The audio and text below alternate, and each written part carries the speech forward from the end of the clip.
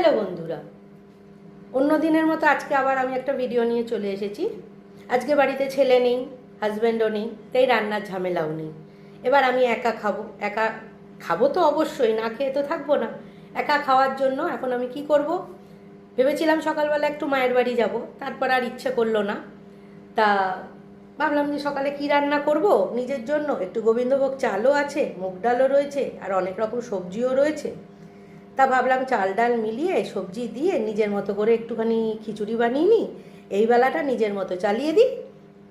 বিকেলে ছেলে হাজবেন্ড এখনও কাশিটা কমেনি আমার, জানো, একটু একটু করে কাশি এখনও মাঝে মাঝে হচ্ছে। এবার বিকেলে হাজব্যান্ড তো খিচুড়ি খেয়ে নেবে, সে তো ভালোই বাসে, কিন্তু ছেলে খিচুড়ি খায় না। তা দেখো আমি কীরকম ঘামিয়ে যাচ্ছি, শুধু একটু সবেমাত্র আমি এলাম রান্নাঘরে। তা বিকেলে ছেলের জন্য, ছেলে আসলে পরে ওর জন্য আলাদা কিছু আমাকে রান্না করতে হবে, কারণ সে খিচুড়ি পছন্দ করে না।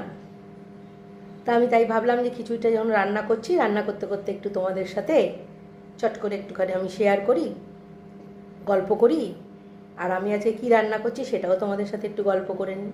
তা আমি এই রান্নাটা এখন বসাবো। এবার গরম গরম রান্না করব। আর গরম দেখো সিঁদুরটাও গলে পড়ে যাচ্ছে, দেখেছো?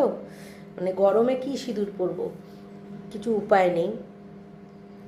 তা আমি চট করে এবার রান্নাটা করে নিই, যেহেতু ছেলে খাবে না, হাজব্যান্ড খাবে না, নিজের মতো করে একটুখানি রান্নাটা করে